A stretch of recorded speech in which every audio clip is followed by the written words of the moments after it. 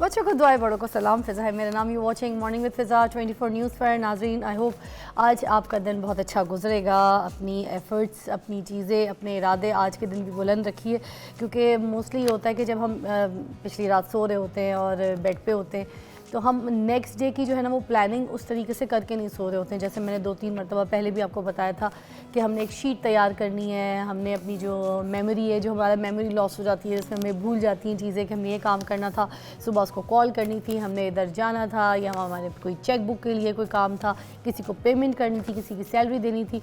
ये सारी जो चीज़ें हैं ना आपकी लाइफ की, वो आपने एक तरीके से एक शीट पर प्लान करनी है। जब आप शीट पर प्लान आउट कर लेते हैं तो आप प्रैक्टिस में आ जाते हैं। तो उसी तरह अब जो लोग अगर नहीं करते तो मैं ये कहती हूँ कि अगर सुबह उठ गए हैं, अच्छा सा नाश्ता, हेल्दी नाश्ता कर लिया है, एंड यू लाइक फ्री अपने सारे कामों से, अपने लोगों को घर से बाहर भेज के काम के लिए and everything, and then when you are relax and when you have your me time, जिसमें मैं कहती हूँ कि जो आपका अपना मी टाइम होता है, जिसमें आप अपने आप को जो है देख रहे होते हैं, अपना ख्याल कर रहे होते हैं, अपने अच्छाइयाँ बुराइयाँ उसको बैलेंस आउट कर रहे होते हैं, तो उस टाइम पे जो आपके बैलेंस काम हैं जो बहुत इंपॉर्टेंट है, उनको एक बॉक्स के खाने में रख लें। माइंड के जो मैंने 4 बॉक्सेस बताए थे उसमें एक खाने में रख लें।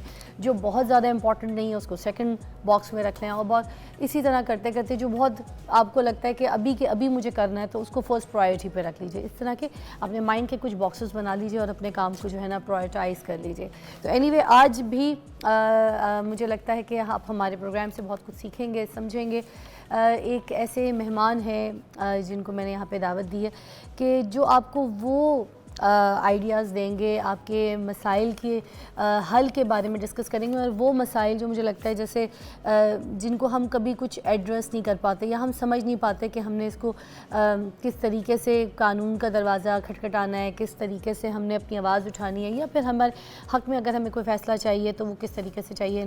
So many departments like FBI का डिपार्टमेंट हो गया, टैक्स का डिपार्टमेंट हो गया, इसकी इतनी नो हाउ पहले मुझे भी नहीं थी, जो सच बात है। और अब जाके मुझे भी थोड़ा बहुत इसके बारे में पता चला कि इस तरीके से भी हम अपने मसाइल का हल निकाल सकते हैं। और ऐसे कुछ लोग हैं, ऐसे कुछ इदारे हैं। तो मैं बताती हूँ कि ये वफाकी मुहतसिब का इदारा है, जिसके बारे में मुझे लगता है कि आपको अभी तक इतनी नॉलेज नहीं होगी। तो आपकी नॉलेज अवेयरनेस के लिए हमने ख़ास उनको यहाँ पे दावत दी है। वो हैं अलमास अली चोविंदा, हमारे साथ सेट पे मौजूद हैं और ये आपको आज बताएंगे कि जो मुहतसिब, वफाकी मुहतसिब है, जो इदारा है, वो क्या होता है, किस तरीके से काम करता है। मेरे साथ ऑन सेट मौजूद है। अस्सलाम वालेकुम। वालेकुम अस्सलाम, कैसी हैं आप? ठीक ठाक, अल्लाह का शुक्र। वैसे तो आपसे ताल्लुक़ है बहुत पुराना, मगर आज आपके साथ हमारे इस नए चैनल, नए सेट पे मेरी मुलाकात हो रही है, तो thank you and welcome again. My pleasure जी। सबसे पहले तो मुझे बताइए कि जो मुहतसिब का इदारा है वो काम किस तरह करता है और ये होता क्या है? लोगों को भी इतनी अवेयरनेस नहीं इसके बारे में। बिल्कुल ठीक आपने कहा। देखिए, हमारे यहाँ पे जो चैलेंज है वो ये है कि इंसाफ के लिए लोग अदालतों में जाते हैं और फिर डरते हैं अदालतों में जाते हुए कि किसी अदालत में आप गए तो टाइम बहुत लंबा लगेगा, 5-7 साल मामूली सी बात है, फिर एक्सपेंसिव बहुत है, आपने वकला की फ़ीसें देनी हैं, फिर अगर आपके फ़ैसले अगर आपको मिल गए हैं तो उस पर इम्प्लीमेंटेशन नहीं, तो लोग घबराते हैं। और फ़िज़ा मैं आपको बताऊं कि दुनिया में पाकिस्तान का जब डिस्पेंसेशन ऑफ जस्टिस की बात करती हैं तो उसमें 140 में से 130वां नंबर है। हम बहुत नीचे हैं, लोग बहुत फ्रस्ट्रेटेड हैं। यहाँ पे गवर्नमेंट ने मोहतसब का अदारा, जिसे ओम्बड्समैन कहते हैं, ये इंट्रोड्यूस करवाया। और इसका मकसद क्या था? आसान ज़बान में लोगों को समझाने के लिए एक मामलात हैं जहाँ पे लोगों के आपस में मसले हैं। मेरा कोई आपके साथ मसला है, लेन देन का मसला है, लड़ाई झगड़ा हो गया, उसके लिए आप अदालतों में जाएंगे। एक है जहाँ पे आपका कोई बिजनेस के मामलात हैं, वो भी आपस के मामलात हैं, फिर अदालतों में जाएंगे। एक है कोई कॉन्स्टिट्यूशनल स्ट्रगल है, जिस तरह आजकल सुप्रीम कोर्ट में time and again political party चले जाती हैं, कोर्ट में जाएंगे। लेकिन अगर मेरा मामला गवर्नमेंट के इदारों के साथ उनकी मेल एडमिनिस्ट्रेशन है, मैं FBR में अपना टैक्स देता हूं और FBR के लोग मुझे तंग करते हैं, मुझे नोटिस भेजते हैं, मुझे खामखा हरास करते हैं, मुझसे रिश्वत मांगते हैं, उसकी जो आपने शिकायत करनी है उसके लिए मोहतसब का इदारा जो है ये this is the only forum. इसमें ना किसी सुप्रीम कोर्ट की जुरिस्डिक्शन है, ना किसी हाई कोर्ट की, किसी और की नहीं। आपको जब भी गवर्नमेंट के इदारे तंग करें, वहाँ के मुलाजमीन तंग करें, आपको जो आपका हक है, जो राइट है, जो रिस्पेक्ट है, जो चाहिए आपको, वो अगर वो नहीं देते तो हम इसको कहते हैं कि ये मेल एडमिनिस्ट्रेशन है। तो पंजाब मैं पहले फेडरल की बात करूंगा कि फेडरल के अंदर 5 मोहतसबीन है। इसमें क्या पुलिस भी आती है? जी अगर बिल्कुल पुलिस आती भी है। तंग कर रही हो तो उसका महकमा भी आता है? जी मैं यही बताने लगा हूं कि फेडरल के अंदर 5 मोहतसब हैं। 1983 में एक मोहतसब बना, लेकिन फिर गवर्नमेंट ने रियलाइज़ किया और बहुत अच्छा काम किया कि यहाँ पे आपको स्पेशलाइज्ड मोहतसब चाहिए। एक वफाकी मोहतसब है जो ओवरऑल तमाम मामलात को देखते हैं। फिर फेडरल टैक्स ओम्बड्समैन है जिससे मेरा ताल्लुक है, जहाँ पे FBI इनकम टैक्स, कस्टम्स और सेल टैक्सेस के मामलात में जब FBI के कोई भी ऑफिसर ग्रेड 1 से लेके ग्रेड 22 तक अगर आपको कोई तंग करे, हरास करे, बुली करे, कानून से हट के काम करे, तो वो फिर मेरी गिरफ्त है और सुप्रीम कोर्ट के जज के इख्तियारात है मेरे पास। इसी तरह इंश्योरेंस है, बैंकिंग है, विमेन हरासमेंट है, जो फॉस्फा जिसे हम कहते हैं, ये फेडरल के हैं। फिर हर सूबे के अंदर 2 ओम्बड्समैन बनाए गए। एक जनरल ओम्बड्समैन बनाया गया जहां पे पुलिस, अगर पंजाब का ओम्बड्समैन है, पंजाब पुलिस अगर आपको तंग करती है तो पंजाब ओम्बड्समैन में आप शिकायत दे सकते हैं। रेवेन्यू के लोग आपको, पटवारी, तहसीलदार, ये तंग करते हैं। इसी तरह जो आपके हेल्थ के डिपार्टमेंट है, जो प्रोविंशियल गवर्नमेंट के अंदर हैं, उसको प्रोविंशियल ओम्बड्समैन डील करते हैं। और इसी तरह पंजाब के अंदर जो हरासमेंट है और प्रॉपर्टी के मामलात हैं, हर सूबे के अंदर खवातीन की एक मोहतसब जो मुकर्रर की गई। सो पाकिस्तान के अंदर 14 मोहतसब हैं जो काम करती हैं, और ये सारे के सारे वो फेडरल गवर्नमेंट के इदारे हैं या प्रोविंशियल गवर्नमेंट के इदारे हैं। उनके मुलाजमीन जहां पे आपको तंग करेंगे तो आपने मोहतसब के पास शिकायत लेके आना है, और फिर मैं आपको आगे बताऊंगा कि हम किस तरीके से उनके ग्रीवेंसेस जो है, उनकी कंप्लेंट जो है, उसको रिजॉल्व करती हैं और कितने अच्छे तरीके से करती हैं, और हमारा ये मोहतसब का इदारा पाकिस्तान में कितना ज़बरदस्त काम करता है। आपकी कोई टीम भी ऐसी जो सर्वे के लिए जाती है, लोगों के ऐसे केसेस पकड़ती है, देखती है जिनको प्रॉब्लम्स हो अस्पतालों में या किसी ऐसे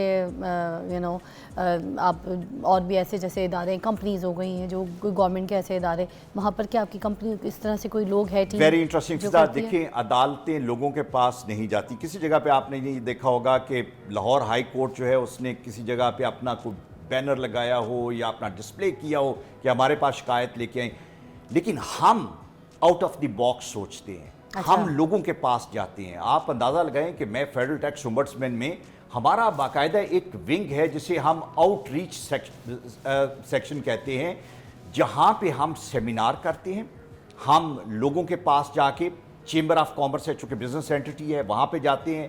एयरपोर्ट्स पे हमने अपने डिस्प्ले सेंटर बनाए हुए हैं। वफाकी मोहतसब ने, पंजाब के मोहतसब ने हर जगह पे अपने बैनर लगाए हुए हैं। nice. बैंकिंग ओम्बड्समैन ने हर बैंक के अंदर, आज nice. आप जब जाएंगी ना बैंक में अपने पैसे निकलवाने, आप देखिएगा वहां पे फेडरल टैक्स ओम्बड्समैन, बैंकिंग मोहतसब, दोनों के बैनर लगे होंगे कि आपकी शिकायत है तो हमारे पास आना है।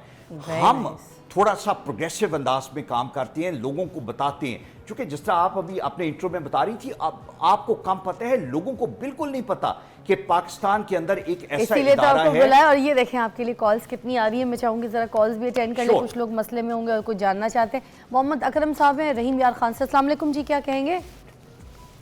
बात ये है ना कि कहाँ जाएं, मतलब डीसी साहब के पास गए, आपके दफ्तर वाले कहते हैं ये आपके महकमे का मैटर है, महकमा सुनता नहीं है। अच्छा अकरम साहब शुरू से बताइएगा केस क्या है, क्योंकि उनको पता नहीं है। हम सर ये केस ऐसा है मैम कि हम लोग आर्मी, नेवी, एयरफोर्स के रिटायर्ड जेसीओ हैं, तो वजीर आला मिलिट्री फोर्स है कि इधर महकमा अभी भी चल रहा है पंजाब में। सिर्फ पंजाब में सरकारी स्कूल हम लोग चेक करते हैं। हमारे ऑफिस में एक क्लर्क ने जाली साइन किए डिस्ट्रिक्ट मिलिट्री ऑफिस के 18 लाख रुपया। हमारे जो पेट्रोल बिल थे ना, गवर्नमेंट पे करती थी, गवर्नमेंट की बाइक थी 125। अच्छा, वो 18 लाख रुपया उसने निकाल लिए, वो पकड़ा गया। बाकी पैसे उसने फिर डिपॉजिट करा दिए इधर अकाउंट ऑफिस में। उसके लिए मैं डीसी साहब के भी पास गया हूँ, अपने महकमे के पास भी गया हूँ। इवन कि हमने हाई कोर्ट में भी एक रिट की थी, वहां उन्होंने कहा कि 30 दिन के अंदर इनको पेमेंट करें। इसके बावजूद 2 साल हो गए हैं, हम लोग धक्के खा रहे हैं। इधर मैं गया हूँ रहींजर खान में, अपने मुस्तफा आला के दफ्तर में। उन्होंने कहा कि हम ये हमारे दायरा इख्तियार से बाहर है। तो हम मैं अलमास साहब की बात करवाती हूँ। अलमास साहब आप पूछिएगा, कोई बात जी। करेंगे? मैं देखें इसको, आप ये जो मामला है इसमें ये है कि जहाँ पे महकमे के अंदर आपकी कोई पेमेंट रहती थी, ड्यू थी, महकमा आपको वो पेमेंट नहीं कर रहा, तो सबसे पहले आपने महकमे का जो रेलेवेंट ऑफिसर है, अगर वो डिप्टी कमिश्नर है तो उसको ये कहना है कि जी ये मेरी कंप्लेंट है, इसको हल करें। अगर डिप्टी कमिश्नर आपकी उस कंप्लेंट को हल नहीं कर रहा तो आपने डिप्टी कमिश्नर की शिकायत करनी है पंजाब ओम्बड्समैन में। आपने ये नहीं कहना कि जी ये मेरे पैसे जो हैं ये वो नहीं दे रहा। आपके पैसे जो लेने का हक है उस पर फैसला करना डिप्टी कमिश्नर का काम था। डिप्टी कमिश्नर ने अगर आपकी कंप्लेंट पे एक्शन नहीं लिया, एक स्टिपुलेटेड टाइम होता है, तो उस सूरत में आपने क्या करना है कि आपने पंजाब ओम्बड्समैन के ऑफिस में जाकर शिकायत करनी है। और अगर इन केस मैं आपको ऑन एयर ये बात बताता हूं, अगर आपको कोई मुश्किल है तो आप हमें बताएं। मैं जो पाकिस्तान के जो तमाम ओम्बड्समैन हैं उनका एक फोरम ऑफ पाकिस्तान ओम्बड्समैन है, उसका मैं एग्जीक्यूटिव सेक्रेटरी जनरल हूं। पंजाब के ओम्बड्समैन जो पिछले थे मेजर आजम साहब, वो अभी रिटायर हुए, लेकिन वो बहुत प्रोफिशिएंटली काम करते थे। इत्तेफाक से अभी पंजाब में ओम्बड्समैन अपॉइंट नहीं हुए, लेकिन उनके सेक्रेटरी बहुत एक्टिवली काम कर रहे हैं। अगर आपको इसमें कोई मुश्किल हो तो आपने मुझे बताना है, लेकिन मैं आपको यह बताऊं कि तमाम ओम्बड्समैन बगैर किसी सिफारिश के बहुत इफेक्टिवली काम करते हैं, लेकिन आपने प्रोसीजर जरूर फॉलो करना है। एक मरतबा डिप्टी कमिश्नर से कहना है, और डिप्टी कमिश्नर अगर आपकी कंप्लेंट पे अमल नहीं करे तो फिर हमारे पास आएं और यकीन करें कि आपको बगैर किसी सिफारिश के, बगैर किसी वकील के उस पर रिलीफ मिलेगा। Very nice, thank you. अच्छा, एक और कॉल है, शामिल करना चाहेंगे। रिजवान से हैं, जो कराची से हैं। रिजवान, अस्सलाम वालेकुम। वालेकुम सलाम। जी रिजवान साहब, क्या कहेंगे, क्या मसला है? मैम, मुझे अपने दोस्त के हवाले से बात करनी थी जी।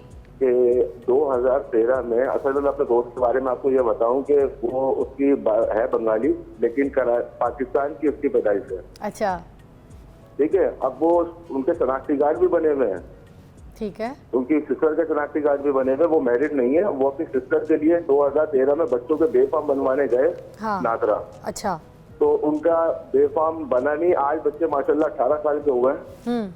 अब उनके शनाख्ती कार्ड के लिए अप्लाई कर रहे हैं तो शनाख्ती कार्ड भी नहीं बन रहा उनका। फिर वफाकी मौत के में हमने शिकायत करी, हाँ। तो बाकायदा वहाँ पे हेयरिंग वगैरह हुई। हेयरिंग होने के बाद ऑर्डर आ गए हमारे पास। ऑर्डर ले जाके दोस्त ने वहाँ पे ले जाके दिया, वो ऑर्डर को भी एक्सेप्ट नहीं कर रहे हैं। वो जब जाते हैं वो हर 3 महीने का टाइम लिख के दे देता है। ओके, मेरे साथ अलमाज साहब तशरीफ़ फरमा है। मैं अभी आपको ब्रेक के बाद जो है ना इनसे आपको जवाब लेके बताती हूँ, ठीक है? Will take a break, will be right back. जो आप कॉल्स कर रहे हैं और जिन जिन तरीके के केसेस ये आपके लाइफ में हैं या आपके सामने फेस हुए हैं, आपके दोस्तों रिश्तेदारों में किसी भी तरीके से, तो आप पूछ सकते हैं और इसी तरीके से हम आपको लाइव जवाब देंगे। तो stay tune, take a break. Welcome back, you watching morning with Fiza. Almaz साहब हमारे साथ तशरीफ़ फरमाए। रिजवान साहब की कॉल आई थी और उन्होंने जो सवाल किया था उसका जवाब अभी अलमाज साहब आप देंगे। रिजवान का सवाल ये था कि चूँकि बांग्लादेश से बैकग्राउंड थी और जो लोग वहाँ से पाकिस्तान में आके सेटल हुए या यहाँ पे थे और उनकी बैकग्राउंड बांग्लादेश की थी, हमारे यहाँ पे बड़ा प्रॉब्लम ये हुआ कि अफ़गानिस्तान से जो लोग आए तो उसमें नादरा में बड़े स्ट्रिक्ट रूल्स हैं, ड्यू डिलीजेंस है कि आपने वेरीफाई करना है कि लोग जो क्लेम कर रहे हैं उनका बैकग्राउंड जेन्युइन और ओरिजिनल है। और मैं बिलीव करता हूँ कि रिजवान जो बात कर रहे हैं वो ठीक है। जब वफाकी महोत्सव में इनकी कंप्लेंट आई और हमने ये होल्ड किया कि इनका बेफाम बच्चों का बनना चाहिए, तो फिर फ़िज़ा हमारे यहाँ पे एक बड़ा ज़बरदस्त फिनोमिनन है कि हम एक certain period of time department को देते हैं कि अगले 40 दिन में, 45 दिन में या 60 दिन में आपने इसकी इम्प्लीमेंटेशन करके हमें बताना है। हमारे हर महोत्सव के अंदर इम्प्लीमेंटेशन का एक विंग मौजूद है जो उसको फॉलो अप देता रहता है, और अगर इसकी इम्प्लीमेंटेशन किसी स्टेज पे नहीं होती तो अगेन इनको वफाकी महोत्सव में ही हमें सिर्फ इन्फॉर्म करते कि जी ये कंप्लेंट नंबर था, ये फैसला था, इस पे अभी तक इम्प्लीमेंटेशन नहीं हुई, तो हमारा इम्प्लीमेंटेशन दोबारा नादरा को बुलाएगा। अच्छा। और उन्हें कहेगा कि ये क्या है। और याद रखिए, जो हमारे फेडरल ओम्बड्समैन या फेडरल टैक्स ओम्बड्समैन या किसी भी ओम्बड्समैन के जो ऑर्डर्स हैं उसको जब इम्प्लीमेंट नहीं करते तो आपके खिलाफ बड़ा स्ट्रिक्ट डिसिप्लिनरी एक्शन है। हमारे पास जो फेडरल के ओम्बड्समैन उनके पास सुप्रीम कोर्ट के जज के इख्तियारात हैं। आप उनकी ACR के बारे में लेटर लिख सकते हैं, डिसिप्लिनरी एक्शन सजेस्ट कर सकते हैं, डिफाइंस में 6 महीने की सजा दी जा सकती अच्छा। है। तो हमारे पास पार्स बहुत ज़बरदस्त है, और ये नहीं कि हैं हम एक्सरसाइज भी करते हैं। तो ऐसा नहीं होता जब आपके पास ऑर्डर्स आ गए, रिकमेंडेशन आ गई और उस पर अगर इम्प्लीमेंटेशन नहीं हो रही तो प्लीज़ जो टाइम स्पेसिफाइड है उसमें अगर आप समझते हैं कि इम्प्लीमेंटेशन नहीं करें, come back to us and we will ensure the implementation. मुतसिब इदारे में अगर एप्लीकेशन देनी है तो व्हाट इज द प्रोसीजर, क्या क्राइटेरिया है? मैं फ़िज़ा उसकी मिसाल फेडरल टैक्स ओम्बड्समैन के इदारे से मैं लूँगा, चूँकि महोत्सव जो हैं वो वफाक में 5 हैं। तो फेडरल टैक्स ओम्बड्समैन में क्या है कि आप अंदाज़ा लगाएं कि ये इदारा ऐसा इदारा है जहां पे ज़ीरो कॉस्ट पे आपको कोई इवन आपको ख़त लिख के पोस्ट करने की भी ज़रूरत नहीं। अच्छा। आप व्हाट्सएप कर दें, आप सिर्फ लिखें फेडरल टैक्स ओम्बड्समैन FTO, तो आपके पास हमारी वेबसाइट जो है वो डिस्प्ले हो जाएगी, हमारी ऐप्स डिस्प्ले हो जाएंगी। उस पे जाके हमारा व्हाट्सएप नंबर है, हमें व्हाट्सएप कर दें, हमें ईमेल कर दें, हमें हमारे रीजनल ऑफिसेज जो हैं वहाँ पे जाके पर्सनली अगर जाके आप कंप्लेंट करना चाहते हैं तो हमारा इदारा आपका वकील बन जाता है। यू नो, आप वकील के साथ आ जाएं, यू आर मोस्ट वेलकम। लेकिन जब मैं ये कहता हूँ जीरो कॉस्ट है, आपको वकील लाने की जरूरत नहीं है। और जीरो कॉस्ट वाली बात दोबारा बताइएगा सर लोगों को। बिल्कुल इस जीरो कॉस्ट है, जीरो कॉस्ट, आपने सिर्फ एक एप्लीकेशन देनी है। अदालतों में जब हम जाते हैं तो हमें तो कोर्ट फी भी लगाना पड़ती है ना, हमें वकील की फीस देना पड़ती है। यहाँ पे कुछ नहीं, आपने सिंपल एक कागज वो जो टाइम जाया होता है वो वाली चीजें, टाइम जाया आपने ऑनलाइन ये किया। हमारी मैक्सिमम 2 से 3 हेयरिंग है और उसमें भी हम फेडरल टैक्स ओम्बड्समैन में हमने क्या किया कि आप फर्ज करें हमारा लाहौर का ऑफिस है, आप रहते हैं वजीराबाद में रहते हैं, मियाँ चन्नू में रहते हैं, तो हम आपको कहेंगे कि आप जूम पे ऑनलाइन आ जाएं, यू नो, आप व्हाट्सएप की वीडियो कॉल पे हमारे साथ आ जाएं, हमें बता दें। हमारे यहाँ पे जो एडवाइजर बैठे हैं स्पेशलाइज्ड लोग हैं जिनका टैक्स में कस्टम्स में 30-30 साल का तजर्बा है, वो आपको सुनेंगे। हमारे सामने मौजूद कंसर्न जिसके खिलाफ कंप्लेंट है वो इंस्पेक्टर है, डिप्टी कमिश्नर है, वो मौजूद होगा। और जहां पे आज के पाकिस्तान के टाइम में ये कहते हैं कि इन लोगों तक पहुंच मुश्किल है, FTO में वो आपके सामने बैठे होते हैं, आपकी शिकायत वो खुद सुन रहे होते हैं और हम वहीं पे उनसे जवाब लेते हैं। तो आपके लिए इट इज़ हैसल फ्री और मैक्सिमम। अब आप हैरान होंगी कि हमारे पास ऑन एवरेज 37-38 डेज के अंदर हम अपनी इन्वेस्टिगेशन कंप्लीट करके ऑर्डर दे देते हैं। 37, जहां पे 10 साल में फैसला नहीं होता था, 37। तो सर यहाँ पर तो जज, मैं ये ब्रेक में भी आपको पूछ रही थी कि हमारे पास यहाँ पे जजेस कम हैं, राइट? आपको पता है क्वांटिटी 8-10 हार्डली, तो आप फैसला देखें अगर तो बहुत टाइम लग जाता है फैसला होते हुए। तो आप लोगों की जो 2-3 की हेयरिंग है, यू नो, तो इसमें फैसला चीज़ें इंसाफ मिल जाता है सामने वाले को। प्रॉब्लम हमें समझने की ज़रूरत है कि जहाँ पे ये कहा जाता है कि right man for the right job, और जो स्पेशलाइज्ड लोग हैं जब तक आप उनको जुडिशरी में भी लेके नहीं आएंगे जी। हमारे जजेस बहुत अच्छे हैं, जो ख़ास तौर पे जो सुपीरियर जुडिशरी है, बहुत कॉम्पिटेंट लोग हैं, लेकिन उनको बर्डन कर दिया जाता है कि एक जज जो हाई कोर्ट में बैठा है वो फैमिली लॉज के केसेस देख रहे हैं, वो रेवेन्यू के देख रहे हैं, वो टैक्स के देख रहे हैं, वो कॉन्स्टिट्यूशनल केसेस देख रहे हैं। आप स्पेशलाइज नहीं बन पाते। लेकिन हमारे यहाँ पे ये है कि कोई भी ओम्बड्समैन जो है उसके अंदर स्पेशलाइज्ड लोग बैठे हुए हैं जिनका 25-25, 30-30 साल का तजर्बा किसी एक फील्ड का है। मैं मिसाल आपको देता हूँ कि एयरपोर्ट पे कस्टम्स वाले आपको तंग करते हैं, आप से रिश्वत मांगते हैं, कानून के मुताबिक आपको डील नहीं करते, आपको बुली करते हैं, बिजली के महकमे में या गैस के महकमे में बिजली का बिल जो है मीटर रीडिंग सही नहीं आ रही, वो आपके पास शिकायत। कंसर्न्ड ओम्बड्समैन में जो एडवाइजर बैठा हुआ है उसका उस रेलेवेंट फील्ड में 25-30 साल का तजर्बा है। जब आप शिकायत लेके जाते हैं तो वो समझता है, वो सिस्टम को समझता है कि कहाँ पे बॉटलनेक्स है, लूप होल कहाँ पे है, लिहाजा वो उसकी तह पे बहुत जल्दी पहुंचता है। उसको कंक्लूड करने में बहुत आसानी होती है और हम लंबी हेयरिंग्स पे नहीं जाते। 2 से 3 हेयरिंग के अंदर हम अपनी जो इन्वेस्टिगेशन है उसको कंप्लीट करके फैसला दे देते हैं। तो सर ये बताइएगा, जब अगर सजा जब देते हैं आप लोग तो क्या उसको सजा होती है सामने वाले को, जिसका कसूर हो, जिसने अगर कोई पैसे खाया हो या कोई रिश्वत वाली बात हो या कोई ऐसी आपको लगता है कि ये बंदा गलत है, तो क्या उस बंदे को सज़ा होती है? उसको सज़ा जब आप लोग फैसला देते हैं तो वो पुलिस देती है या फिर आप लोग सज़ा? मैं उसकी मिसाल आपको देता हूँ कि आपने इनकम टैक्स रिटर्न आपको दी, किसी ने आपको नोटिस भेजा और वो नोटिस आज भेजा कि जी कल सुबह मॉर्निंग में आपकी हेयरिंग है, तो आपको सफिशिएंट टाइम नहीं दिया। फिर उसने मल्टीपल आपको नोटिस भेजने शुरू कर दिए, फिर उसने एक फेक डिमांड क्रिएट कर दी, आपको हरेस किया।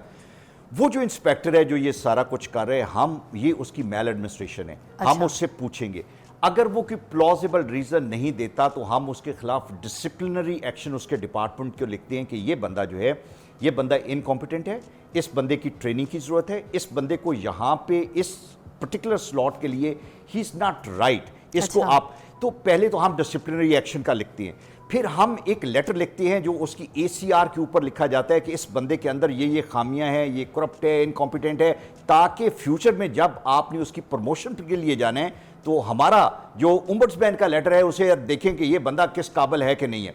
फिर डिपार्टमेंट को हम ये कहते हैं कि इसके खिलाफ डिसिप्लिनरी एक्शन लेके हमें बताएं। अगर डिपार्टमेंट नहीं लेता, जो ऑफिसर नहीं लेता डिसिप्लिनरी एक्शन, हम उसको सजा दे सकते हैं। और जिसने शिकायत की है उसके साथ फिर शिकायत वाले को तो कंपनसेशन है ना। हमने उसका जो ग्रीवेंसेस था उसमें उसको रिलीफ दिया। जो शिकायत आप लेके आए थे उस शिकायत को हमने हल करवा दिया। उसका आप अंदाज़ा लगाएं कि फेडरल टैक्स ओम्बड्समैन में कभी जब से ये इदारा बना था, फिज़ा 1800, 2000, 2200 से ज़्यादा शिकायत एक साल में हल नहीं होती थी। पिछले साल में हमने 8,500 शिकायत जो है वो लोगों की हल की। इतना ज़्यादा लोगों का ट्रस्ट डेवलप हो गया। और एवरेज 37 डे में जो ओवरऑल पूरे पाकिस्तान के महोत्सव हैं 3.5 लाख केसेस, 3.5 लाख केसेस। एक तरफ हमारी अदालतों में कोई तकरीबन 3 मिलियन केसेस फंसे हुए हैं। हमने 3.5 लाख केसेस का फैसला किया। और आप हैरान होंगी कि विद द जीरो बैकलॉग, कोई हमारा पिछले साल के केसेस जो है ऐसे नहीं कि जो फंसे हुए हैं या रुके हुए हैं। अगर हैं कोई बाज़ का 37 डेज, जैसा मैंने बताया, महीने 1.5 महीना आगे चला गया, लेकिन बाज़ केसेस हैं जिसमें इन्वेस्टिगेशन जरा थोड़ा सा सीरियस होती है, लंबा भी हो जाता है, लेकिन एवरेज टाइम जो हमारा निकल रहा है वो 37 डेज निकल। Very nice. अच्छा मुझे ये बताइएगा, अगर किसी ने रिश्वत मांगी और सामने वाले ने दे दी, ठीक है, उसके बाद शिकायत करता है रिश्वत देने के बाद, देन आप रिश्वत मांगना, रिश्वत लेना, रिश्वत देना, ये सब गैर कानूनी है। लेकिन चूंकि आप मजबूर थे, आपको उसने तंग किया, आपने रिश्वत दे दी, तो रिश्वत देने के बाद ही तो शिकायत बनती है कि आपने ये कहा कि इसने मुझसे ये रिश्वत ली और ये प्रूफ है, इसने मुझे दी। हमारे पास, मैं मिसाल देता हूँ कि लोगों के पास अब लोग बहुत अक्लमंद हैं, वो उसका सबूत रखते हैं, वो इजी पैसा पे ट्रांसफ़र करते हैं, ऑनलाइन ट्रांसफ़र करते हैं। तो जब भी आप किसी को पैसे भेजते हैं और आपके पास सबूत है, this is good enough to book that person. और याद रखें, ये रिश्वत पे ज़ीरो टॉलरेंस है।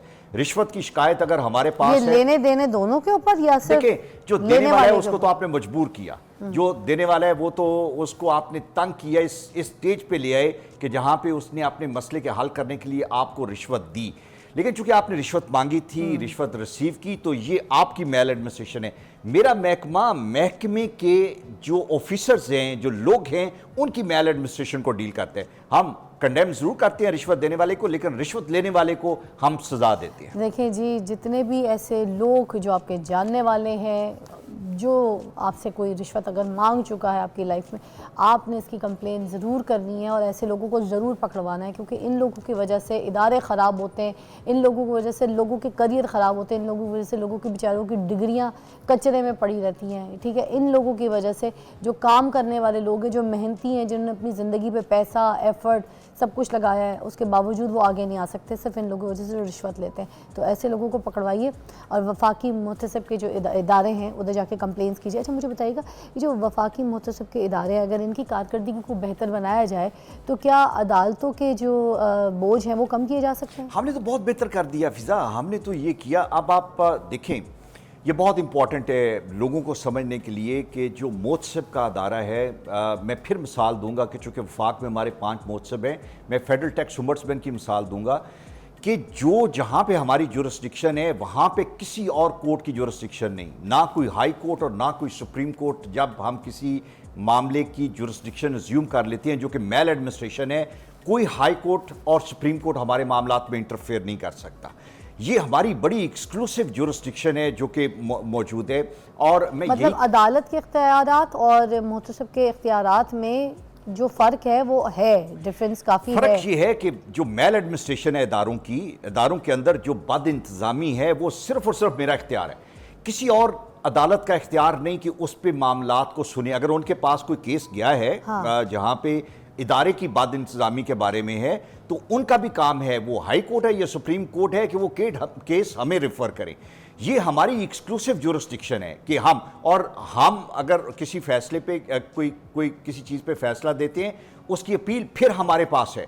और हमारे फैसले के अगर मजीद आपने किसी स्टेज पे जाना है तो हम उसे रिप्रेजेंटेशन कहते हैं, वो प्रेसिडेंट ऑफ पाकिस्तान के पास आप उसकी अपील कर सकते हैं। सो हमारे पास बड़े एक्सक्लूसिव इख्तियारात हैं जो किसी और अदालत के पास नहीं, और कोई और अदालत हमारे इख्तियारात में इंटरफेयर भी नहीं कर सकती। अरे वाह, thank you so much Almas साहब, आपने हमें बड़ा अच्छा गाइड किया, बड़ी रहनुमाई की हमारी। और इतनी सारी कॉल्स थी हमारे प्रोग्राम में, मगर हम क्योंकि ख़ुद भी चाह रहे थे कि आप एक्सप्लेन करें, आप कुछ बोलें तो वो भी लोगों तक पहुँचे। तो आप हमारे सोशल मीडिया पे ये जो रील्स हैं इनकी देख सकते हैं। आप हमारे जो बातें जिन लोगों को कुछ समझ नहीं आई या कुछ समझना चाहते हैं और मदद चाहते हैं तो आप प्लीज़ सोशल मीडिया पे हमारी ये वीडियोस देख लीजिएगा इनकी, अलमास साहब की, तो आपको डिटेल में समझ आ जाएगा। बाकी आपको जिस किस्म की भी शिकायत हैं आपको डिटेल में बताया गया कि आप वफाकी मुहतसिब के इदारों में जा सकते हैं, एप्लीकेशंस दे सकते हैं, अपील कर सकते हैं। डरे नहीं, घबराए नहीं, राइट्स आपके पास मौजूद है। अपना हक आपने हासिल करना है, अपने राइट के लिए खड़े हों, उसके लिए आवाज़ उठाएं। अपने लिए तो अपने लिए, अपने सामने वाले के साथ भी अगर गलत होता देखें तो आप प्लीज़ उसको गाइड करें कि वफाकी मुहतसिब के इदारों पर जाके अपील करें, उधर एप्लीकेशंस भेजें। हम पूरे पाकिस्तान अपने इस निज़ाम को बेहतर बना सकते हैं खुद मिल के, मगर हमें कंप्लेन दायर करनी पड़ेगी। Thank you so much Alma साहब, बहुत बहुत शुक्रिया। ठीक है, उस after break. Welcome back, you watching morning with Fiza. नाज़रीन, आज हम बात करेंगे ये जो वायरल इन्फेक्शंस होते हैं, जो मौसमी वायरल लोगों को लग जाते हैं, हमें लग जाते हैं, बड़े परेशान होते हैं, छोटे छोटे बच्चों को लग जाते हैं। अभी मेरा भी गला ख़राब है, देखें बार बार ये कावा बना के पी रही हूँ, कभी पानी पी रही हूँ, खुश्क सा गला हो जाता है, कभी नाक बंद हो जाती है, कभी नज़ला हो जाता है, कभी बलगम हो जाता है, कभी दिमाग को चढ़ रहा होता है, अजीब तरीके की कोई खांसियाँ शुरू हो जाती हैं किसी को कि जैसे वो गला जो है, सीना जो है वो खड़खड़ करना शुरू हो जाता है। ऑल दैट ये इन्फेक्शंस ही होते हैं और ये इन्फेक्शंस को मेरा भी नाक में भी मुझे ऐसा लग रहा है जैसे बलगम सा जम गया, तो दिस इज़ नॉट नाइस। फिर स्मोक भी अभी आने वाला है, ये भी इन्फेक्शंस हो कि जो है ना भरमार लेकर आएगा। एंटी एलर्जियाँ खा खा के लोग अपनी किडनियाँ ख़राब कर देते हैं। तो इन चीज़ों से बचना है भाई। मैं तो सिंपल सी बात बताऊँ, मैंने जाके मुल्क से बाहर ये देखा कि कोई भी वहाँ पे ना हल्की आंच की भी जो है ना मेडिकेशंस नहीं लेता, ना छोटे बच्चों को अपनी दवाइयों की आदत डालते हैं। हम यहाँ पे हर बात पे सबसे पहले हम पैनाडोल उठा लेंगे, हम सबसे पहले एंटी एलर्जी उठा लेंगे। सॉफ्टन तो हर के घर में पड़ी हुई होती है, ठीक है, कैस्टीन सबके घर में पड़ी हुई है, छोटे छोटे बच्चों को कैस्टीन के सिरप भी पिलाए जा रहे हैं। पैनाडोल तो हमने अपनी उसका तो हमारे किचन के नल में निकलती है। तो ये चीज़ें थोड़ी सी परहेज़ करनी है हमें, कब क्या चीज़ की मेडिकेशंस लेनी है और नहीं है इसके बारे में प्लीज़ डॉक्टर से रुजू करके बात करके फिर आप अपनी जो है ना सेहत पे इस्तेमाल किया करें। जी, मेरे पास ज़बरदस्त प्रोफेसर डॉक्टर इरफान मलिक है और पल्मोनोलॉजिस्ट है, आपको आज बताएंगे वायरल पल्मोनरी इन्फेक्शंस के बारे में। ठीक है, आप हमें कॉल कर सकते हैं, बात कर सकते हैं, हम आपकी कॉल भी शामिल करेंगे। अस्सलाम वालेकुम इरफान साहब, क्या हाल है? वालेकुम सलाम जी, अल्हम्दुलिल्लाह। आप सुनाइए क्या हाल है? डॉक्टर साहब बिल्कुल ठीक ठाक नहीं हूँ, इतनी देर से बता रही हूँ, इतने इन्फेक्शन है। तो बस अब ये समझे कि जो इन्फेक्शंस मुझे लगे हैं बहुत से लोगों को लगे होंगे और आपने आज हमें बचाना है और हमें एहतियातें जो है ना वो बतानी है। तो सबसे पहले तो मुझे बता दी कि ये मौसमी वायरल इन्फेक्शंस होता क्या है, ये कैसे फैलता है, ये कहाँ से आता है? देखिए, आपने एक इसका पहला रिस्क फैक्टर तो बता दिया, ये मौसमी है। इसका मतलब है इसका ताल्लुक वेदर से है, चेंज ऑफ वेदर में ये स्टार्ट होते हैं। और जैसे अब हम देख रहे हैं कि वेदर चेंज होने लगा है, तो ये जो एटमॉस्फेयर होता है, इस एटमॉस्फेयर में जो वायरस होते हैं इनकी ग्रोथ ज़्यादा हो जाती है। और आपके जो एयरवे हैं, स्पेसिफिकली उन लोगों के एयरवे जिनमें एलर्जिक टेंडेंसी है, वो ज़्यादा इजीली इसको कैच कर लेते हैं। और जब ये कैच कर लेते हैं तो फिर ये अपना जो लाइफ स्पैन है उसको कंप्लीट करते हैं। इस दौरान बाकी काम हम अपनी बेहतियाती से दूसरे लोगों को फैलाते हैं। यानी अगर हमें फ्लू है और हम अपने वर्किंग प्लेस पे आ रहे हैं, या हम जब स्नीजिंग कर रहे हैं, जब हम कफ़ कर रहे हैं, कफ़ एटिकेट्स को यूज़ नहीं करते, तो ये इसी रूट से जो है ये स्प्रेड होते हैं बाकी लोगों में। सो इसका बहुत गहरा ताल्लुक वेदर से है। और हमारे यहाँ अगर हम स्पेसिफिकली इस रीजन की बात करें, तो मैं आपकी बात सुन रहा था, आप कह रहे थे स्मोक भी आने वाली है।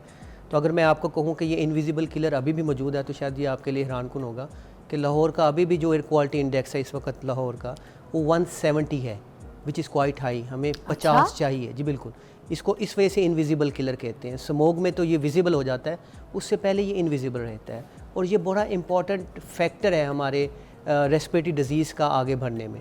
एक आम शख्स जो है वो एक दिन में, अडल्ट की मैं बात करूँ तो 2000 गैलन हवा इनहेल कर रहा होता है। तो हम क्या इनहेल कर रहे हैं? ये जो पोल्यूशन हमारे अंदर जा रही है, ये हमारे एयरवे को वायरल इन्फेक्शन के लिए ज़्यादा प्रोनाउंस कर देती है। अच्छा, तो डॉक्टर साहब ये बताइए कि आम नज़ला और जो फ्लू होता है उसमें क्या फ़र्क है? देखिए, फ्लू की डिफरेंट टाइप्स होती हैं और उसमें कुछ जो है वो सिंपल, इसको हम रेस्पिरेटरी वायरस कहते हैं, जो बच्चों में होते हैं।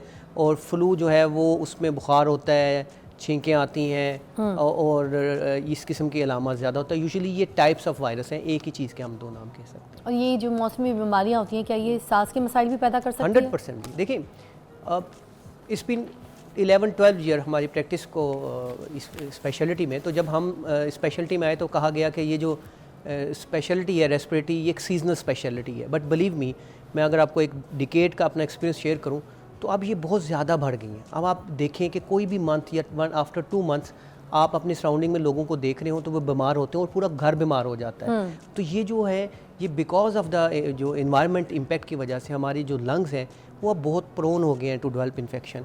कुछ हमारी हैबिट्स भी जो हैं अनफॉर्चुनेटली इस किस्म की हो गई हैं कि हमारी इनडोर एक्टिविटीज़ बहुत ज़्यादा हैं, आउटडोर एक्टिविटीज़ बहुत कम है। हम फिज़िकली उतने अपने आप को एक्टिव नहीं रख रहे जितना पहले हम रखते थे। डाइट्स भी हमारी ऐसी हैं जिसमें हमारी जंक फूड बहुत ज़्यादा हो गई हैं, वो बैलेंस डाइट का एलिमेंट बहुत कम हो गया। स्लीप जो कि इंपॉर्टेंट कंपोनेंट है हमारी इम्यूनिटी को इन्हांस करने का, उसको हमने कभी लिफ्ट ही नहीं कराई। नींद जो है वो हमने उसको दिन में कन्वर्ट कर दिया, हालांकि रात को सोना चाहिए। तो बहुत से ऐसे लाइफस्टाइल मॉडिफिकेशन है जो हमें बचा सकती थी, जिसको हमने नहीं किया। एंड आप एंड अबाव हमने वो रिस्क फैक्टर, जैसे एनवायरनमेंट तो है ही, हमारी स्मोकिंग जो है वो भी रिस्क फैक्टर बन चुकी है। यंगस्टर में वेपिंग एक रिस्क फैक्टर है, जो अनइंटेंशनली वो कर रहे हैं, उनको पता नहीं उसका इम्पैक्ट कितना स्ट्रॉन्ग है। दुनिया लगी हुई है वेपिंग, लड़कियां कर रही हैं। मैं तो सैलून में जाती हूँ, मैं देखती हूँ छोटी छोटी बच्चियां वेपिंग कर रही हैं, पेरेंट्स कुछ कह नहीं रहे। बिल्कुल, बिकॉज उसकी देखिए वजह है ना जी, वेपिंग को आपने एक लेस हार्मलेस, बल्कि हार्मलेस एक बता दिया है, हालांकि ऐसा बिल्कुल नहीं है। वेपिंग जो है हम उसको उतना ही खतरनाक समझते हैं जितना स्मोकिंग है। तो ये तो मीडिया का बहुत रोल होना चाहिए इसमें कि ये बात करे, बल्कि अनफॉर्चुनेटली मीडिया में कुछ ऐसे शोज़ भी, मैं ड्रामे भी देखता हूँ जिसमें ये किया जाता है, उसको दिखाया जाता है। तो वेपिंग जो है, और ये शीशे के बारे में बता दें प्लीज़, क्योंकि मैं अभी किसी के घर गई थी, कोई जानने वाले हमारे, तो उनकी बेटी साथ बैठ के, शी इज़ अनमैरिड, उनके साथ बैठ के तो वो शीशा पी रही थी। मैं तो समझा कर भी आई, मैंने कहा मैं तो सुबह शाम इस चीज़ पे शो करती हूँ, बनता कोई, मगर पेरेंट्स ने कहा नहीं नहीं शीशा कुछ नहीं होता। उसकी नानी भी पीती थी, इसकी दादी भी पीती थी, हमारे खानदान में। 1 hour शीशा smoking is equal to 100 cigarette. What? Again, please repeat. 1 hour शीशा smoking? पीने का मतलब 100 सिगरेट इनहेल करना। अल्लाह। सो ये एविडेंस बेस्ड बात है, ये हम कोई एक्सपीरियंस बेस्ड बात नहीं कर रहे। और वो भी कर रहे हैं और वो सराउंडिंग वाले को भी इन्वॉल्व कर रहा है। ये याद रखें कि स्मोक आप बाहर एक्सेल कर रहे होते हैं, तो इसमें तो कोई दो राय नहीं। एक और जहालत है, कुछ लोग कहते हैं हम अंदर इनहेल नहीं कर रहे, फिर ये क्या होता है? देखें, आप अंदर इनहेल नहीं कर, ओरल कैविटी काफ़ी बड़ी, अब्जॉर्ब वहाँ से भी हो जाती है, ठीक है। और ये उनकी बात है जो पहले 1-2 महीने की बात होती है, उसके बाद इनहेल भी होता है और डीप इनहेलेशन भी होती है, ठीक है। डॉक्टर साहब, ये एलर्जी और ये जो वायरल इन्फेक्शन होता है, इसमें इसकी जो अलामात होती है उनमें क्या फ़र्क होता है? पता कैसे चलेगा कि वायरल है इन्फेक्शन या फिर हमें एलर्जी सी हुई है? देखिए, जब एलर्जिक सिम्टम्स होंगी ना तो उसमें फीवर नहीं होना चाहिए। अच्छा, ठीक है, बस इन दोनों में इन्फेक्शन जब भी आएगी तो फीवर एक इम्पॉर्टेंट कंपोनेंट है इसका। अच्छा, ठीक है।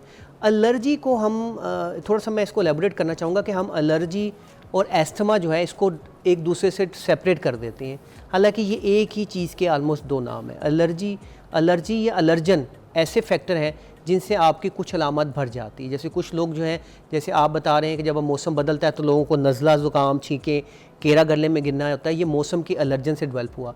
अब यही प्रॉब्लम जब लंग्स के अंदर डेवलप हो जाते हैं तो उनको खांसी आती है, सांस में सीटों की आवाज़ आती है, चलने से सांस का फूलना होता है, और या उनको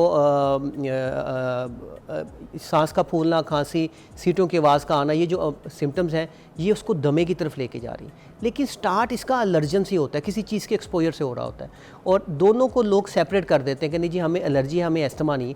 हालांकि इफ़ यू हैव एस्थमा तब आप में ये प्रॉब्लम डेवलप होगी ना। अब अपने सराउंडिंग में भी आप गौर करें, हर शख्स को ये अलामत नहीं हो रही, कुछ स्पेसिफिक ग्रुप है जिनमें ये अलामत ज़्यादा होती है। तो वो जो स्पेसिफिक लोग हैं वो वही लोग हैं जिनमें एलर्जिक टेंडेंसी है। आप उनके घर की हिस्ट्री लेंगे तो लाजमन उनके घर में कुछ लोगों को ये प्रॉब्लम रहता होगा। तो ये कोई एलर्जी टेस्ट है जो करवाया जा सकता है जिससे पता चल जाए कि ये बंदे को ये प्रॉब्लम चल रही है घर में? देखिए, करवाया जा सकता है, लेकिन अनफॉर्चुनेटली हमारे यहाँ फुल एलर्जिक टेस्ट की फैसिलिटी अवेलेबल नहीं है। एक सेंटर इस्लामाबाद में है, लोग वहाँ जाते हैं, लेकिन हम to be honest we don't believe on that much, क्योंकि उसकी वजह ये है कि एक फैक्टर एलर्जी का नहीं होता, मल्टी फैक्टोरियल होता है। लाइक अगर आप घर के अंदर हैं या इस रूम में हैं तो इस रूम के कोई फैक्टर हैं जिनसे आपको एलर्जी हो सकती है। अब फॉर एग्जांपल मैं बात करूं लाहौर की या मेजर सिटीज़ की जहां पोल्यूशन बहुत ज़्यादा है, तो पोल्यूशन की एलर्जी टेस्ट आप क्या करेंगे? और चलें आपने कर लिया, अब आपकी मैनेजमेंट क्या है? Avoid the pollution. सो कैसे आप करेंगे? सो अगर आप बाहर रहते हैं तो वहाँ पे एक टैबलेट अवेलेबल है जो हम ज़बान के नीचे रखते हैं, उसको कहते हैं सबलिंगुअल इम्यूनोथेरेपी। हमारे यहाँ वो फैसिलिटी अवेलेबल नहीं है, ठीक है। और कॉमन एलर्जन हम सबको आइडिया है। अगर आप कॉमन एलर्जन की बात करें तो जैसे हम ये कहते हैं कि डस्ट माइट हो गया, कारपेट हो गए और पेट्स हो गए, जिसमें कैट भी है, वाली चीजें, डस्ट के कपड़े एंड ऑल दैट, जिसमें बिल्लियों का बहुत इंपॉर्टेंट रोल है। पेट्स हो गए हैं, लव बर्ड्स हो गए। सर एक ब्रेक लेनी पड़ेगी, ब्रेक के बाद दोबारा ज्वाइन करते हैं। हम एलर्जी के ऊपर भी बात करेंगे और आपकी कॉल्स भी शामिल करेंगे, कॉल अगर आपको बहुत कोई सीवियर मसला है। Take a break. Welcome back, you watching morning with Fiza. और आज हम ये वायरल इन्फेक्शन और मौसमी इन्फेक्शंस जो है उसके ऊपर बात करें। डॉक्टर इरफान हमारी रहनुमाई कर रहे हैं। मुझे बताइएगा ये जो फ्लू से बचाव के लिए कौन सी ऐसी वैक्सीन्स होती हैं जो अगर हम पहले से लगा लें और हम बचत कर लें, तो प्लीज़ एक्सप्लेन ज़रा लोगों को। बहुत अच्छा सवाल है जी। वैक्सीनेशन जो है, दो चीज़ें मैं समझता हूँ कि अब हमें ना करनी पड़नी है अपनी ज़िंदगी में। आफ्टर कोविड हमें समझ लेना चाहिए। एक हमारी लाइफस्टाइल मॉडिफिकेशन है, सेकंड है vaccination for the prevention of these viral illnesses. लेकिन ये वैक्सीनेशन सब के लिए भी नहीं है, ये भी याद रखें। हम हाई रिस्क ग्रुप है एक, जिसको आइडेंटिफाई कर लेते हैं।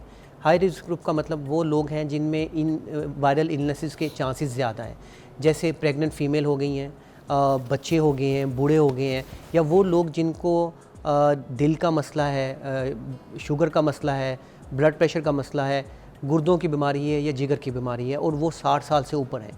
ऐसे लोगों को हम ये समझते हैं कि मौसम जो ही तब्दील होता है, ये सितंबर का आगाज़ है, इसमें फ़्लू की वैक्सीनेशन लगवा लेनी चाहिए। और ये अवेलेबल है।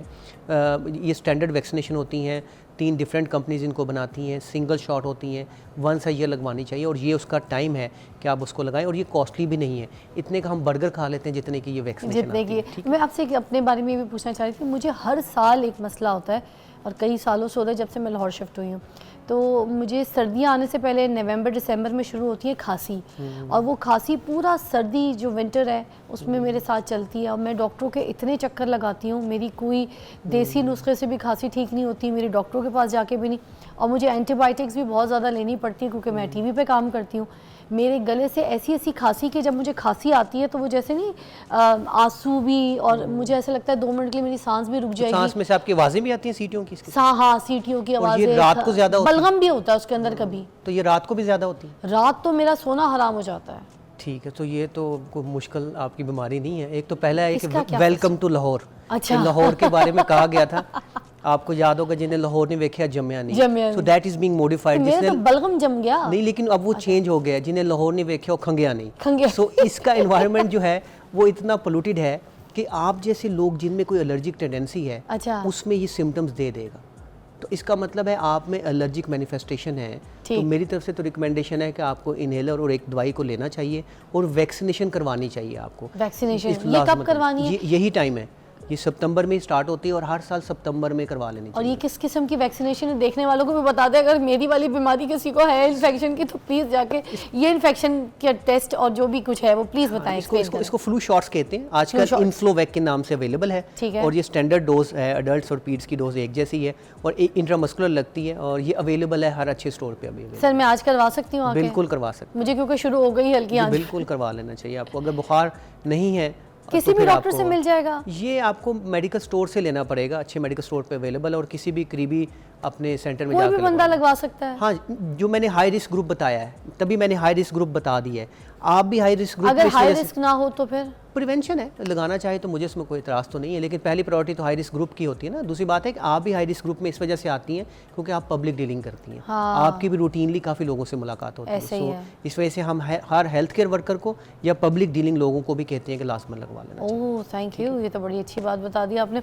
अच्छा मैं और भी चाहूँगी कि अच्छा सॉरी बाय द वे, अभी मैंने वायरल वैक्सीनेशन का बताया था। अडल्ट्स में नमूनिया की वैक्सीनेशन भी रिकमेंड की जाती है। इसी ग्रुप में नमूनिया की वैक्सीनेशन भी होती है जो कि 1 in 5 year होती है, तो वो भी अवेलेबल है। जो वो हाई रिस्क ग्रुप वाले लोग हैं उनको वो भी लगवा लेनी चाहिए। अच्छा, जो वायरल इन्फेक्शंस होते हैं, क्या ये दमे की जो बीमारियां होती हैं लोगों को जिनको, उनको ज़्यादा खतरा होता है? बिल्कुल, देखें वायरल इलनेस ही ट्रिगर है।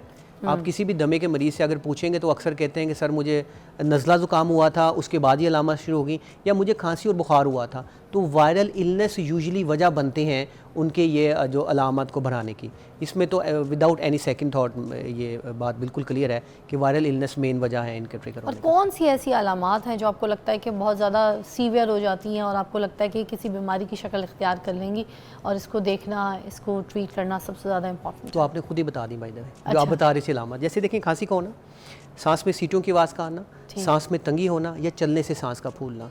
और ये specifically late night early morning कभी हो और कभी ना हो। अच्छा, ये जो है इसका मतलब है कि you are suffering from a disease जिसको हम एस्थमा लेबल कर सकते हैं। अच्छा। ठीक है, इसके आगे कुछ एक आध टेस्ट हम करवाते हैं टू रिकन्फर्म वेदर की ये डिजीज़ है कि नहीं है, लेकिन अलामत बड़ी क्लासिकल है। जैसे आपने डॉक्टर साहब कहा बाद में तो मैं बिल्कुल ठीक हो जाती हूँ, ये सर्दियाँ खत्म होती देखिए हैं आप ठीक ये जाड़े पे सर्दियाँ- आती हैं बीमारी ये सर्दियाँ जो है ये टेस्टर हैं आपका। अच्छा, ये टेस्ट हैं आपके लंग्स में कोल्ड एयर जाती है, साथ आपके एलर्जन होते हैं तो आपका लंग जो है ना वो सिम्टम देना शुरू होता है। और फिर आप लाहौर में आई हैं तो ये बढ़ गया, ऐसा ही है ना। हाँ, ऐसे तो ही है। लाहौर में ऐसा क्या है, इन्वायरमेंटल है फैक्टर। आप ये जो जिन सीज़न की बात करें आपको विजिबल स्मोक होती है, थ्रू आउट द ईयर भी ये रहती है, लेकिन इस वक्त वो ज़्यादा विजिबल हो जाती है। साथ कोल्ड एयर है, आप जब इनहेल करेंगे तो आप प्रोन हो जाते हैं। अच्छा। क्योंकि आप कराची में अगर रहते हैं वहाँ पे इतना कोल्ड एयर नहीं होती, नहीं तो होता। आप इतने ज़्यादा एक्सपोज नहीं होते। तो इसमें बगैर सोचे समझे, ये कोई ऐसी कोई अनयूजुअल बीमारी आपको नहीं होगी कि दुनिया में किसी ने नहीं देखी, लेकिन एक्सेप्ट करना ज़रूरी है कि इसको एलर्जी का नाम ना दें। अगर ये जो सिम्टम जो आप बता रही हैं कि खांसी है, सांस में सीटों की आवाज़ है, ज़्यादातर रात को अर्ली मॉर्निंग है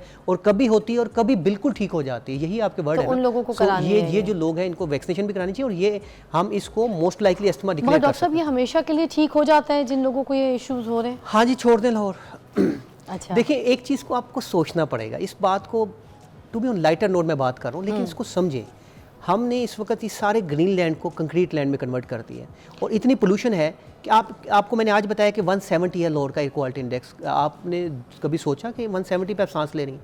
आप लोगों को जब तक नज़र नहीं आती ना स्मोग, आप लोग इस समझते हैं कि आपकी एयर जो है वो बिल्कुल ठीक है, कंफर्टेबल है। सो ये है कि एहतियात करें, मास्क पहने, वैक्सीनेशन लगाएं, फिजिकल एक्टिविटी करें, बैलेंस डाइट रहें और सोएं टाइम पे, उसके बाद सोने का ज़्यादा फ़ायदा नहीं। Thank you so much doctor साहब, आपने हमारी रहनुमाई की। जो ये वायरल इन्फेक्शंस और ये मौसमी इन्फेक्शंस हैं, इनसे वाकई परहेज़ कीजिएगा। ये आम इन्फेक्शंस नहीं होते, ये आपकी ज़िंदगी में जब ये दाखिल होते हैं तो ये आपके पूरे घर में भी ना आप सबको इन्फेक्शन लगा देते हैं और अच्छा भी नहीं लगता। आप किसी के सामने आए तो आप नज़ला, फ्लू, ज़ुकाम, खांसी, अजीब तरीके से आप परेशान रहते हैं और आवाज़ार भी रहते हैं। तो अपनी सेहत को बेहतर रखिए, टाइम पे डॉक्टर को दिखाइए, चीज़ें अपने जो नॉलेज है उनसे मशवरा करके फिर अपनी एलर्जी टेस्ट करवा के, जो भी आपकी वैक्सीन्स है वो करवा के आप अपना ख्याल रखें। एक ब्रेक लेते हैं, ब्रेक के बाद आपको जो वाइट ज्वाइन करते हैं। Welcome back, you watching morning with Fiza. और नाज़रीन, ऑनेस्टली मैं आपको बताऊं, जिस तरीके के हम शो प्लान करते हैं इससे इतना कुछ सीखने को मिलता है। सीखने को तो दूर, आपकी लाइफ चेंज हो जाती है सीरियसली। जब आप, मुझे पहले होता था कि बड़े सारे एंटरटेनमेंट शोज़ में करती भी होती थी और देखती भी होती थी, मगर अब मेरी लाइफ की सारी चीज़ें चेंज हो गई हैं। क्योंकि जब आप बहुत ज़्यादा प्रैक्टिकल लाइफ में आते हैं, मैंने देखा है जिन औरतों के बच्चे हैं, घरदारी है, फैमिली है और वो अपने ख़ानदान को लेके चल रही हैं, ये सारी जिम्मेदारियाँ, उनके लिए एंटरटेनमेंट मैटर नहीं करती, उनके लिए उनके बच्चों की सेहत मैटर करती है, उनके लिए उनकी ग़िज़ा, उनके खाने, उनके उठने बैठने, उनके अपने माशी मसाइल, ये सारी चीज़ें मैटर करती हैं। तो हमारा जो शो है वो सारा इसी चीज़ों के ऊपर है। और आज भी एक जो ज़बरदस्त टॉपिक है ये फीमेल्स, मेरी बहनों के लिए जो हम लेकर आए कि पोस्ट प्रेगनेंसी डिप्रेशन जो होता है लोगों को, मतलब पोस्ट पार्टम डिप्रेशन, बाल गिरना शुरू हो जाते हैं, औरतों के रंग डार्क होना शुरू हो जाता है, झाइयाँ आ जाती हैं और बहुत सारे ऐसे प्रॉब्लम्स होते हैं जिसकी वजह से जो साइकोलॉजिकल प्रॉब्लम्स जो है ना उनके इश्यूज़ का शिकार हो जाती हैं। और सबसे बड़ी चीज़ डिप्रेशन, क्योंकि डिप्रेशन सारी बीमारियों का जड़ है। तो यहाँ पर मेरे पास ज़बरदस्त असिस्टेंट प्रोफेसर डॉक्टर आफाफ मंजूर मौजूद हैं जो कि साइकोलॉजिस्ट है। हमारे पास बहुत ज़्यादा आती हैं, बहुत पसंद करते हैं, किसी तारुफ की मोहताज नहीं है। The prettiest Afaf, how are you? मैं ठीक हूँ फिजा, आप कैसी हैं? Great great great, good to see you. अच्छा, मुझे ये बताइएगा, ये जो पोस्टपार्टम डिप्रेशन होता है ये क्या होता है, किस टाइम से शुरू होता है, राइट आफ्टर प्रेगनेंसी या फिर कुछ डिलीवरी से पहले, किस तरीके की सिचुएशन? थैंक यू फिजा। सबसे पहले तो I would appreciate your team कि आपने आज इस टॉपिक के ऊपर बात की है। डिप्रेशन या मेंटल हेल्थ हमारे यहाँ वैसे ही बहुत अंडर डिस्कस्ड इशू है, जिसको आप समझते हैं कि बहुत ज़्यादा डिस्कस नहीं किया जाता, इवन के समझा भी नहीं जाता। आपके पास बहुत सारे डॉक्टर्स आते हैं यहाँ पे और इवन कि आप घरों में भी प्रैक्टिस देखते हैं कि किसी के पेट में भी ज़रा सा दर्द होता है ना, तो आप फौरी तौर पे फील भी करते हैं और आपके घर वाले आपको सजेस्ट भी करते हैं कि इसकी भी मेडिसिन लो। पेट दर्द की भी मेडिसिन लो और सर दर्द की भी मेडिसिन ऐसे ही। लेकिन जो डिप्रेशन से रिलेटेड इश्यूज़ हैं इसको हमारे यहाँ कंसिडर ही नहीं किया जाता। और ख़ास तौर पे ये वाला जो टॉपिक है जिसमें कि पोस्टपार्टम डिप्रेशन जिसको आप कह रही हैं, जिसके अंदर आप बच्चे की डिलीवरी के बाद अक्सर ख़वातीन जो है डिप्रेशन में चली जाती हैं, इसका तो तसव्वुर भी नहीं है हमारे यहाँ पे। मतलब इसको तो आप समझते हैं कि ये कोई बहुत ही अजीब सी बात है, कोई बहुत मामूली सी बात है, और इसको तो शायद अगर हम डिस्कस करेंगे तो कोई स्टिग्मा है या ख़ातून के ऊपर एक तरह से मैं तो यहाँ तक भी समझती हूँ कि ख़ातून ये भी समझती है कि मेरे ऊपर कोई इल्ज़ाम लगाया जा रहा है, या फिर ख़ातून जो है वो कोई बहाना बना रही है, क्योंकि घर वाले तो ये समझते हैं घर वाले कि नखरे दिखा रही है, नखरे दिखा रही है, मुंह ना लगाओ खुद ही ठीक हो जाएगी। मतलब औलाद दे दी अल्लाह ताला ने और उसके बाद आपके साथ ये मसाइल हो रहे हैं, अपना शुक्री करें, मतलब मुख्तलिफ तरह के हमें जो है ना वो चीज़ें सुनने और को मिलती हैं। मोस्टली देखें आफाफ, सासें भी तो ये कह रही होती है ना, हमने तो 10 बच्चे पैदा किए हैं, हमारे साथ तो ऐसा नहीं, इनसे तो एक बच्चा नहीं संभाला जा रहा।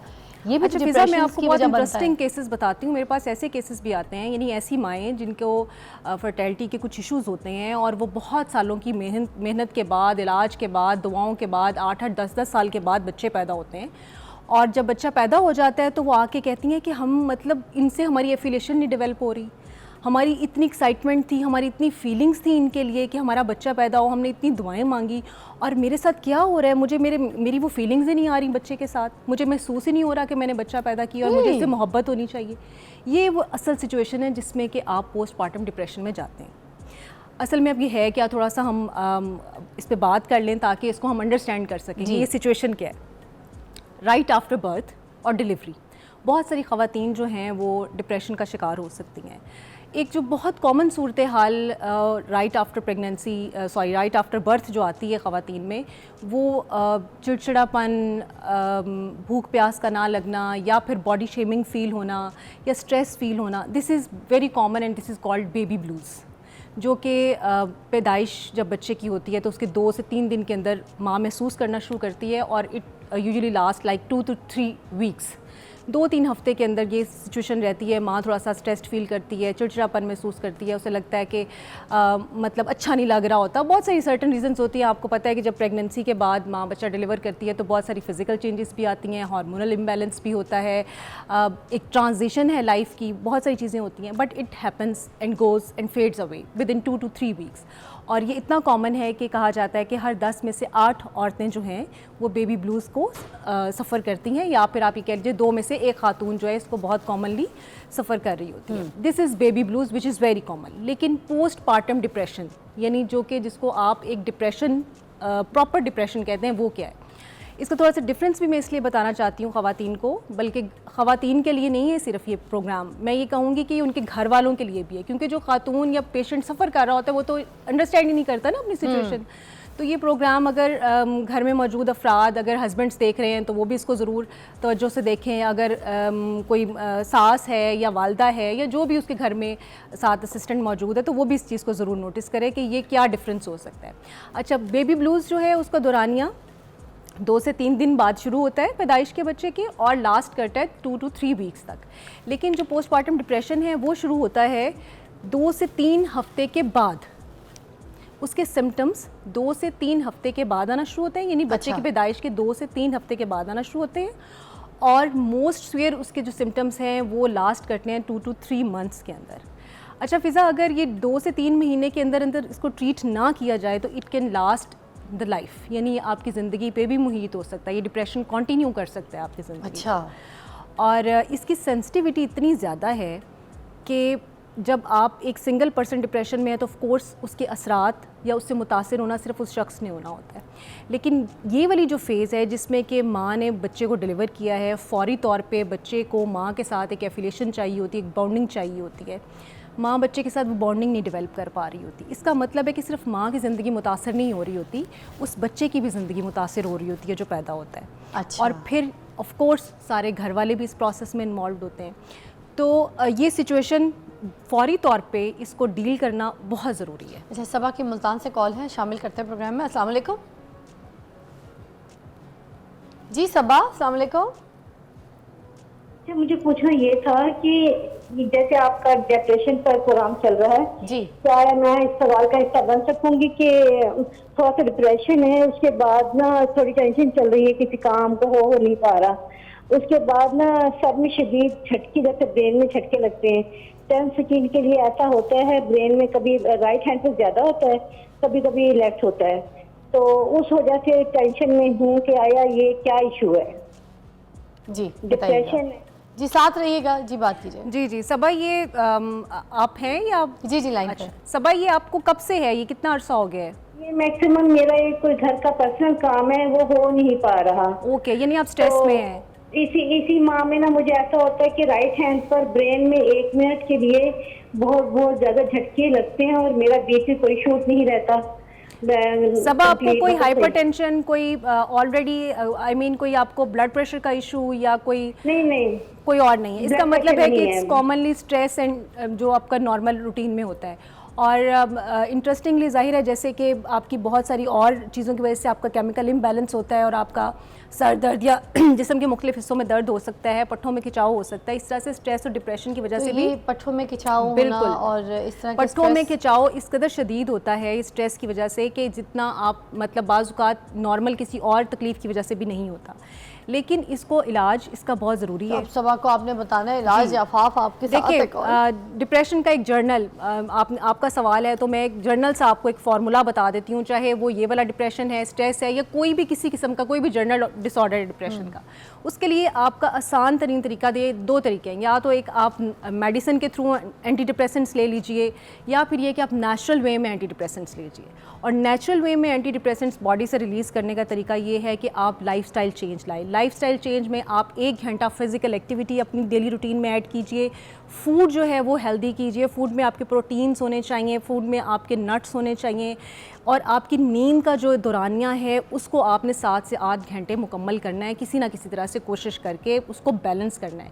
ये 3 चीज़ें अगर आप अपनी लाइफ में मॉडिफिकेशंस ले आते हैं तो आप किसी भी तरह के स्ट्रेस को डील करने में कामयाब हो जाते हैं। सो आपने ये फोकस करना है कि आप अपनी जो भी आपकी रूटीन है उसको 1 घंटा अपने ऊपर स्पेंड करें और फिजिकल एक्टिविटी करें जो कि इंडिपेंडेंटली सिर्फ आपकी हो ना। उसमें आप कार्डियो एक्सरसाइज कर सकते हैं, उसमें आप योगा कर सकते हैं। बिल्कुल, थैंक यू। अच्छा, और भी कॉल शामिल कर सकते हैं अगर आपको कोई इशू है और आप लाइव पूछना चाहते हैं तो गो हेड, हमारे पास आफाफ मौजूद है। और आज हम बात करें पोस्टमार्टम डिप्रेशन के ऊपर। अच्छा, सी सेक्शन हो जाए, ठीक है, मोस्टली देखा है कि बहुत ज़्यादा उसका स्ट्रेस ले लेती हैं और फिर ये पीपीडी का शिकार हो जाती हैं, तो ये है सिजेरियन की वजह से भी? अच्छा, ये caesarean is not only the cause. देखिए, एक चीज़ और हमें फ़िज़ा याद रखनी है।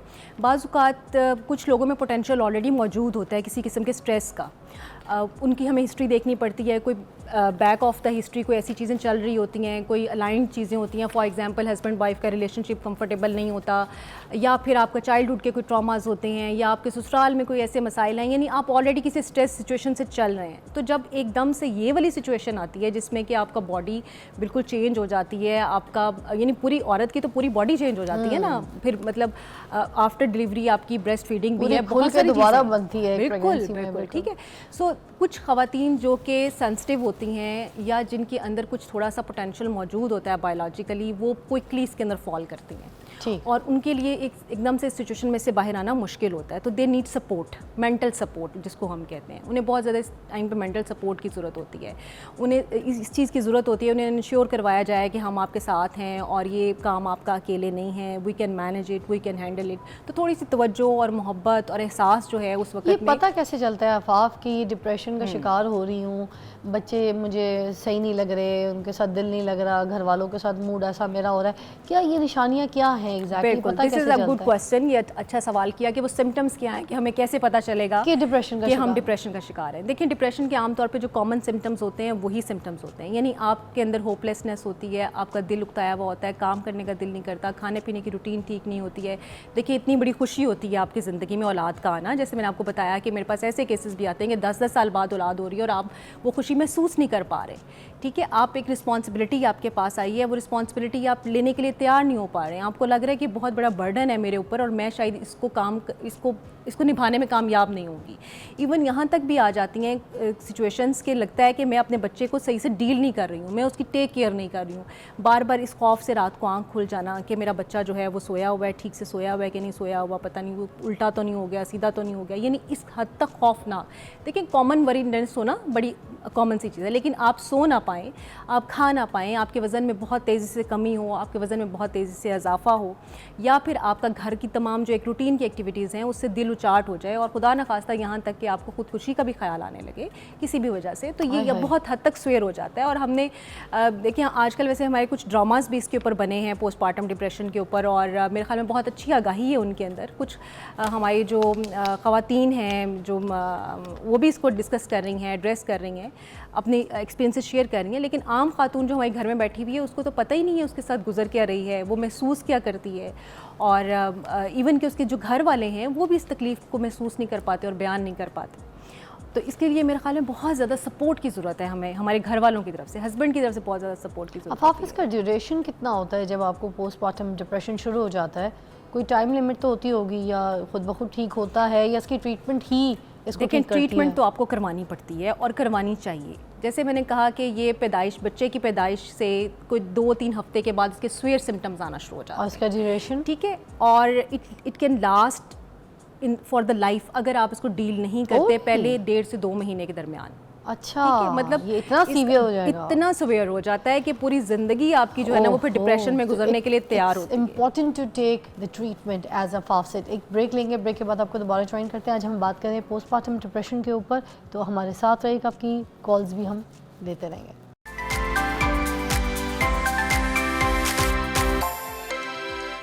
Welcome back, you watching morning with Fiza, और हम बात कर रहे हैं डिप्रेशन के ऊपर, पोस्टमार्टम डिप्रेशन, जो कि ख़ास तौर पे प्रेगनेंसी के बाद, प्रेगनेंसी के दौरान औरतों को हो जाता है। और अफाफ कह रही हैं कि इसका इलाज बहुत ज़्यादा इंपॉर्टेंट है, क्योंकि इसकी ड्यूरेशन है वो जब आपको शुरू हो जाती है तो वो टिल लास्ट एंड तक रह सकती है। इसकी ट्रीटमेंट के बगैर इसका कोई इलाज नहीं है। अच्छा, और घर वाले किस तरह की सपोर्ट करें जब इस तरह की सिचुएशंस होती है औरतों के साथ, तो फिर घर वाले डील कैसे करें उनके साथ?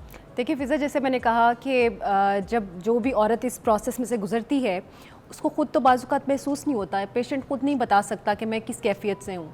सबसे पहले जो है वो घर वाले ऑब्ज़र्व करते हैं, जो भी तब्दीलियाँ आपके रवैये में आती हैं उसको जो आपके इर्द गिर्द के लोग होते हैं, आपके साथ रह रहे होते हैं, वो बहुत ज़्यादा ऑब्ज़र्व करते हैं।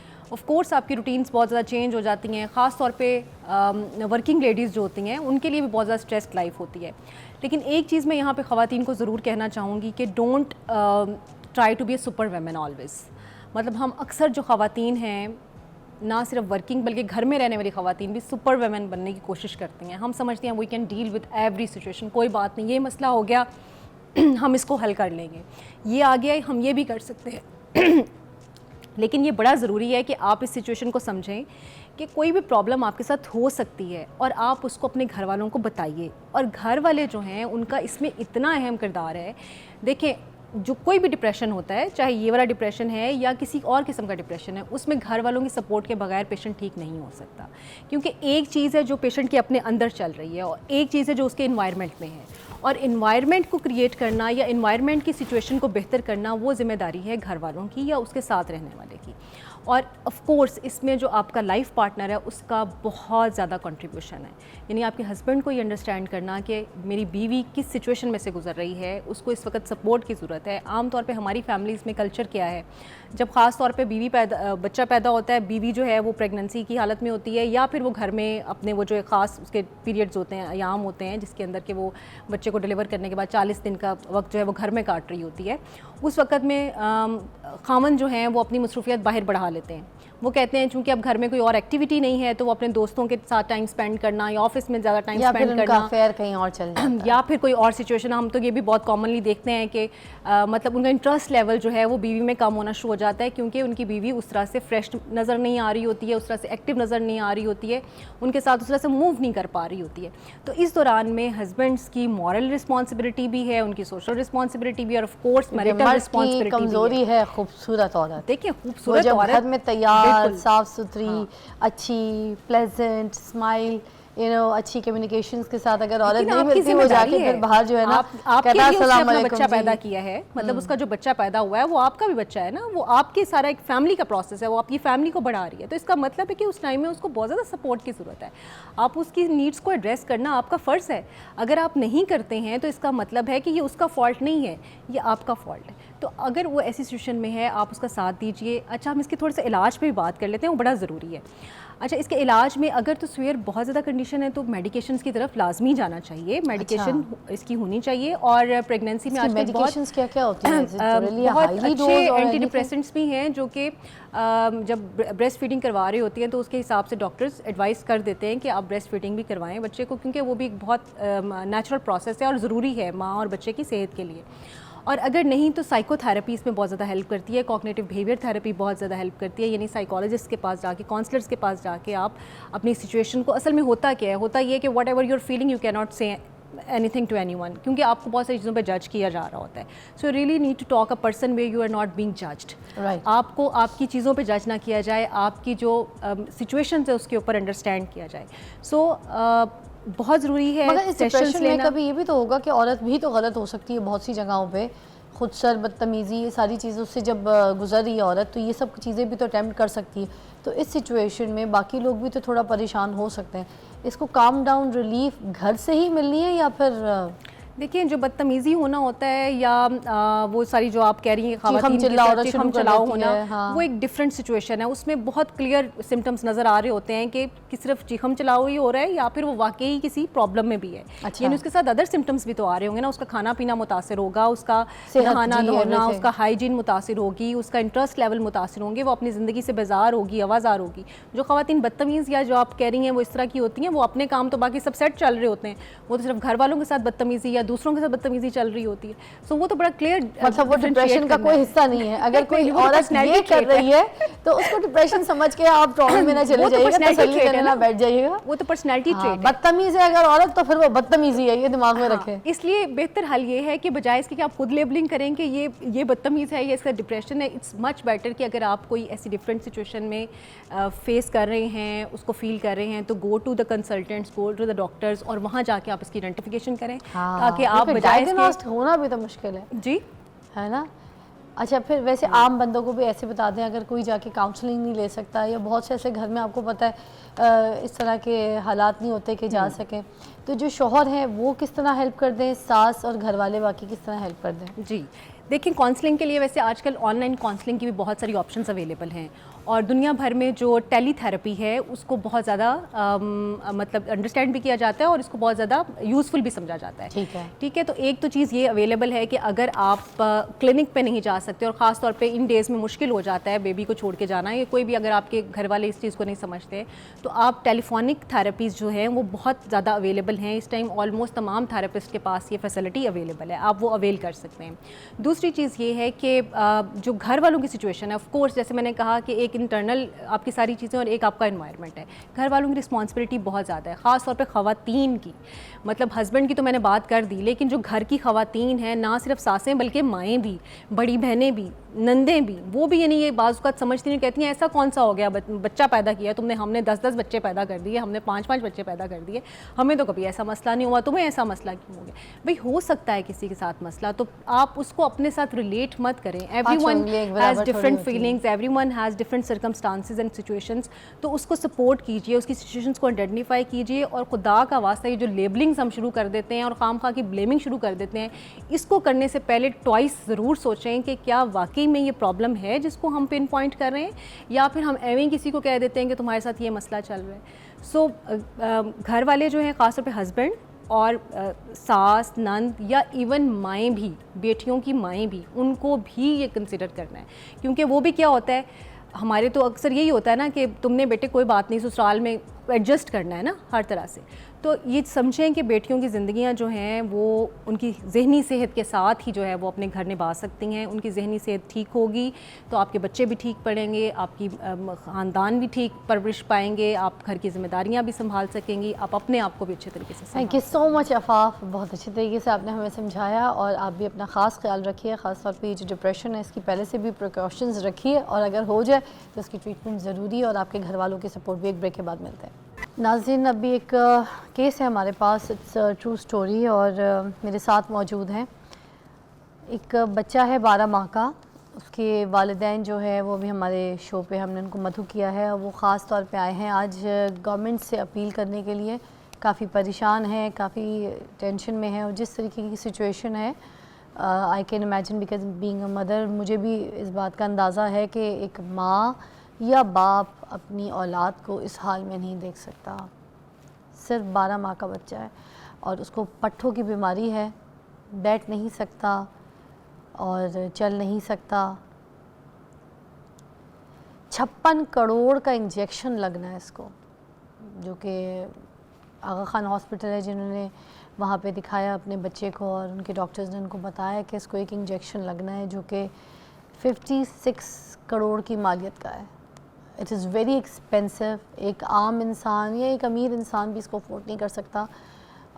इसलिए हुकूमत से अपील के लिए वो आज एक उम्मीद की किरण है, तो वो यहाँ पर आए। मैं अपील करूँगी, मैं चाहूँगी मेरे साथ जितने भी लोग ये देख रहे हैं, कोई भी ये रील जब सोशल मीडिया पे भी वायरल हो तो आप में से कोई भी बड़े ओहदेदान लोग या कोई ऐसे जिनके बड़े हाईली कनेक्शंस हैं, आपसे अपील करूँगी कि गवर्नमेंट से आप ख़ास तौर पे इस केस को लेकर अपील करिएगा ताकि इनका ये काम हो सके, किसी बच्चे की जान बच जाए और किसी बच्चे का इलाज हो जाए, which is very important, very important. मेरे साथ जो बच्चा है उसका नाम है मोहम्मद बिन अब्दुल्ला और उनकी वालदा और वालिद हमारे साथ मौजूद है। अस्सलाम वालेकुम जी। वालेकुम सलाम। क्या मसला हुआ, कैसे पता चला अब्दुल्ला के बारे में कि ये इसको ये सिचुएशन है, पट्ठों की बीमारी है, 12 माह का है ये, प्लीज़ बताइएगा ज़रा। सबसे 3.5 मांगा था जब हमें फील हुआ कि इसको हमें इशू लग रहा है, तो हमने फिर इसके चेकअप कराए, कोई टेस्ट वगैरह करवाए, तो फिर हमें डायग्नोज हुआ इसको एक SMA की बीमारी है, स्पाइनल मस्कुलर एट्रोफी। अच्छा। जो कि एक इतनी जानलेवा बीमारी है कि इस बच्चे की एज अगर 2 साल तक इस बच्चे की एज है सिर्फ, अगर ये ट्रीटमेंट नहीं हो पाता तो अल्लाह, तो 1 साल इसकी एज हो चुकी है। तो हमारे पास समझ लें टाइम अब सिर्फ एक 12 माह रह गए हैं। 12 माह का टाइम है? 12 माह का सिर्फ हमारे पास टाइम रह गया है। और फिर हम कराची गए, वहाँ पे चेक करवाए से उन्होंने हमें एक ट्रीटमेंट बताया, जुलजिस्मा इंजेक्शन है नोवार्टिस कंपनी का, जर्मनी का। हाँ। वो इस बच्चे को लगेगा तो ये रिकवरेबल हो सकता है, अदरवाइज उसका अब उस इंजेक्शंस के साथ चांसेस हैं या फिर 100% जी कंफर्म रिजल्ट है? 100% रिजल्ट है उसका। तो आपने ये बात की उनसे कि it's very expensive injection, 56 crore का इंजेक्शन है? 56 करोड़ का just one injection, right? Just one injection, yes. और उससे 100% रिजल्ट आ जाएगा? 100% रिजल्ट आ जाएगा इंशाल्लाह, इंशाल्लाह। मगर मुझे बताएं कि ये कहाँ से दस्तयाब होगा, कैसे मिलेगा, ये किधर का है? ये जर्मनी का कंपनी का है, नोवार्टिस है। अच्छा। उसको उनका इंजेक्शन है। तो पाकिस्तान में तो ये वैसे अवेलेबल नहीं होता, इंपोर्ट से आता है। अच्छा। जो वैसे रिसेंटली अभी हम देखें तो 1 माह पहले सिंध गवर्नमेंट ने, बिलावल भुट्टो ने जो सा वो एक बच्ची को स्पॉन्सर किया है, उन्होंने लगवा दिया एक बच्ची को। हुआ था ये केस? जी, अभी 1 माह पहले ही हुआ है। अरे वाह, बिलावल मतलब ये केस किया गया है सॉल्व और ये किस पे काम हो गया और बच्ची अब ठीक है? जी, बच्ची अब ठीक है, रिकवरी की तरफ बच्ची आना स्टार्ट हो गई है माशाल्लाह। और वो कितने साल की थी? वो भी 1 साल की थी। 1 साल की थी। इसका टाइम पीरियड यही है कि 2 साल की उम्र तक ये इंजेक्शन लगना, ट्रीटमेंट होनी है? बिल्कुल ऐसी, उसके बाद नहीं हो सकेगा। उसके बाद बच्चे की लक है, वो अगर 1 दिन जिंदा रह जाए, 2 दिन रह जाए, 2 दिन रह जाए, 2 साल रह जाए, उसके बाद नहीं है। अच्छा, इतना? उसके बाद वो ट्रीटमेंट हो ही नहीं सकता। वो इंजेक्शन जाके बच्चे की बॉडी में क्या काम करेगा? मतलब वो उसकी जीन्स ही चेंज कर देता है, जो डिफॉल्टिव जीन्स है ना उसकी। हाँ। जो उसके पट्टे में इशू आ रहा है वो डिफॉल्ट हुई है जीन्स। डॉक्टर्स क्या कह रहे हैं, इशू को कहते क्या है, इशू आ क्या रहा है, देखने वालों को जरा समझ आए। ये जेनेटिक बीमारी है, जेनेटिक बीमारी है ये। और ये कोई एक में नहीं, हज़ारों में नहीं कि लाखों में से कोई एक आधे बच्चे को जो सी है वो इशू आ जाता है। अच्छा। तो इसमें उन्होंने ये टाइम पीरियड 2 साल, टाइम पीरियड हमारे पास 2 साल का सिर्फ, और 1 साल हमारा जो वो हो गया। क्या अब्दुल्ला, इतना हंसमुख है माशाल्लाह। इतनी तो आपने चीखें मारनी है, क्यों चीखें मारनी है आपने? है क्या? आपके लिए बात कर रही हूँ मैं, ठीक हो जाएंगे अब। अच्छा मेरा काकू, इतने बाले आप तो, इनको तो खा जाऊँ मैं, इतने प्यारे माशाल्लाह। ज़िंदगी दे, सेहत दे। मैंने शो कंडक्ट करना है, मतलब मैं अभी यहाँ पे रोना वोना भी शुरू कर देती होती हूँ, मुझसे बर्दाश्त नहीं होती ऐसी चीज़ें देख के। ये वैसे जो भी है चैनल वाले मुझसे बहुत मुश्किल भी काम करवाते हैं। अल्लाह ज़िंदगी दे। हाय अल्लाह। मिल के अपील करना चाहूँगी, आप समझ तो गए सिचुएशन को, किसी के माँ बाप को आप इस तरीके से दर्द में, तकलीफ में नहीं देख सकते। अल्लाह, मेरी तो सांसें रुक रही हैं और टाइम भी बहुत कम है, 12 महीने है। तो अपील करती हूँ मैं गवर्नमेंट से, हमारे पास भी सोर्सेज है, हम भी कोशिश करेंगे और जिस तरीके से हम बात करें मेरी आवाज़ पहुँचे। मैं तो कहती हूँ ये जो रील्स इतनी मेरी वायरल करते हैं आप लोग सुबह शाम, किसी न किसी बात में कोई भी हरकत पे, कोशिश तो मैं अपनी तरफ से अच्छा काम करने की करती हूँ, मगर मेरी बहुत ज़्यादा वायरल कर देते हैं चीज़। इसको वायरल कीजिए ना तो बच्चे की जान बच जाएगी। गवर्नमेंट करवा के दे सकती है, उन्होंने बताया कि एक बच्ची की जान बची है, तो इनको भी उम्मीदें हैं, भाग दौड़ है। तो ये गवर्नमेंट से अपील करूँगी हाथ जोड़ के, प्लीज़ मदद कीजिए। अभी जैसे कराची में उस बच्ची का इलाज हो गया, उसको ज़िंदगी मिल गई, उसी तरह ये वालिदैन ये लाचार है, परेशान है। बहुत बहुत प्यारा बच्चा है, मासूम है, आप देख सकते हैं। इतना बच्चे तो सबके सांझे होते हैं। गवर्नमेंट से अपील करूँगी कि इस केस को फ़ौरन से फ़ौरन देखिए। टाइम बहुत कम है, 12 महीना है सिर्फ इनके पास। ये चमत्कार दिखा दीजिए और इसको इंजेक्शन जो है, जो 56 करोड़ का इंजेक्शन है, ये इसको मिल जाए। और ये सिर्फ़ और सिर्फ गवर्नमेंट लगा सकती है, इसकी उम्मीद किसी से नहीं है। मेरी वज़ीर आज़म पाकिस्तान, उनसे वज़ीर आला पाकिस्तान, वज़ीर आला पंजाब, सबसे मेरी मरियम नवाज़ जी आपसे अपील है, प्लीज़ हाथ जोड़ के, आप भी माँ हैं। शहबाज शरीफ साहब, आपसे अपील है, प्लीज़ आप रिक्वेस्ट करती हूँ। मरियम जी आप तो सबसे ज़्यादा बेहतर समझ सकती हैं, ये देखें माँ का जिगर है आपके पास भी। आपसे रिक्वेस्ट करूँगी कि आप इस बच्चे के लिए प्लीज़ 56 करोड़ का जो उसको इंजेक्शन लगना है, आप इसके लिए कुछ करें, इसकी ज़िंदगी के लिए करें। इसके पास वक्त बहुत कम है, 12 महीने इसके पास, आप इसके लिए कुछ करें। इसकी माँ बहुत परेशान है, आप भी एक माँ हैं, आप प्लीज़ इस पे कदम उठाएं। मैं आज ये वीडियो भी अपलोड करूँगी मेरे इंस्टाग्राम पे, हैशटैग, और मेरे जितने भी जो देख रहे हैं यहाँ पर जो लोग हैं, हैशटैग मरियम नवाज़ जी को ख़ास तौर पे, क्योंकि वो एक माँ है, माँ पेन समझती है औलाद का। ये हाथ जोड़ के रिक्वेस्ट कर रही हूँ, मरियम नवाज़ जी प्लीज़ इस बच्चे की जान बचाइए। 56 करोड़ का इंजेक्शन लगना है इसको, गवर्नमेंट के लिए कुछ भी नहीं है, इसकी जान बचा ले। इसके बाद सिर्फ 12 महीने रहते हैं, इसको अगर 56 करोड़ का इंजेक्शन नहीं लगा तो सिचुएशन ख़राब हो जाएगी। डॉक्टर्स कहते हैं 1 या 2 दिन के बाद कोई उम्मीद नहीं है।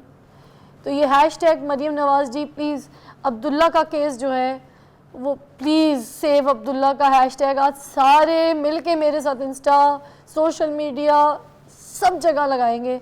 हमने अब्दुल्ला को बचाना है और अब्दुल्ला हमारे साथ आगे ज़िंदगी जिएगा। अब्दुल्ला, ये तो प्यारे अब्दुल्ला, अब्दुल्ला, अब्दुल्ला, अब्दुल्ला, अब्दुल्ला, हाँ अब्दुल्ला के लिए सेफ अब्दुल्ला आज हैशटैग लगाना है। ब्रेक के बाद मिलते हैं। मोहम्मद अब्दुल्ला हमारे साथ है और मोहम्मद अब्दुल्ला के लिए मैंने पहले अभी ब्रेक से पहले भी बताया कि आज हम सारे मिलके यहाँ पूरे पाकिस्तान में जहाँ जहाँ ये शो देखा जा रहा है, आज अपने please Instagram, social media, Facebook पे आप हैशटैग सेव मोहम्मद अब्दुल्ला जो है उसको प्लीज़ इस तरह से फैलाएं कि इसको 56 करोड़ का जो इंजेक्शन है वो लगना बहुत ज़रूरी है। इसके वालिद साहब अभी मुझे बता रहे थे इसको क्या सिम्टम्स होते हैं, खा पी सकता है, अभी सब कुछ है? ये सिर्फ लिक्विड चीज़ों पे है, ठोस चीज़ ये नहीं खा सकता, इसके गले से अंदर ही नहीं जाएगी, इसको नमूनिया हो जाएगा फौरी तौर पे।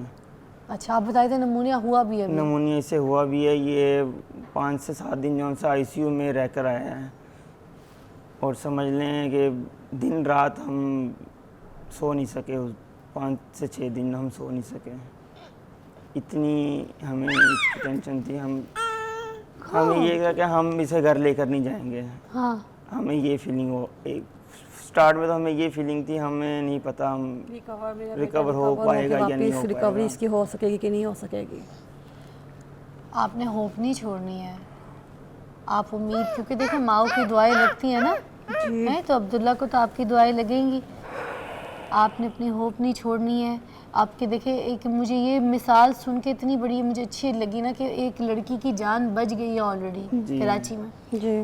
तो ये होप नहीं है तो बस मैं कहती हूँ उम्मीद का दरिया है कि आप यकीन रखें इस बात पे, पुख्ता हो जाएं। ईमान और यकीन में मुझे पता है फ़र्क होता है, मगर आपने इस बात पे पक्का यकीन भी रखना है और ईमान। अल्लाह, अच्छा अच्छा अच्छा मेरी बात सुने, अच्छा मेरी बात सुने, इधर देखें इधर देखें इधर देखें, अच्छा अच्छा अच्छा। आई कैन इमेजिन, मुझे समझ है आपकी इस पेन की, इस तकलीफ़ की। आपने बच्चे को संभालना है। आप यकीन कीजिए, आपने बस ईमान और यकीन का दामन नहीं छोड़ना है, दोनों साथ रखने हैं। आप देखिएगा इसको इंजेक्शन लगेगा। मरियम नवाज़ जी, मैं आपसे अपील करती हूँ, मैं रिक्वेस्ट करती हूँ, मैं भी एक माँ हूँ, ये भी एक माँ है, आप भी एक माँ है। आप माँ का दर्द समझती हैं, आपको आइडिया है। इसके पास टाइम बहुत कम है, 12 माह का बच्चा है, 12 माह इनके पास पीछे रह गए। एक जान को बचा लें, उसको 56 करोड़ का इंजेक्शन लगना है, ये कोई नहीं कर सकता सिवाय हुकूमत के। आपसे रिक्वेस्ट करती हूँ, इस बेबस माँ का सहारा बने। सेफ अब्दुल्ला, प्लीज़ जितने लोग देख रहे हैं प्लीज़ ये मरियम नवाज़ जी तक ये वीडियो पहुंचाएं अब्दुल्ला की। Save Abdullah, save Abdullah, save Abdullah की प्लीज़ ये हैशटैग कीजिए प्लीज़। इस बेबस माँ की आवाज़ प्लीज़ सुनिए। इस बेबस माँ का एक ही बच्चा है अब्दुल्ला।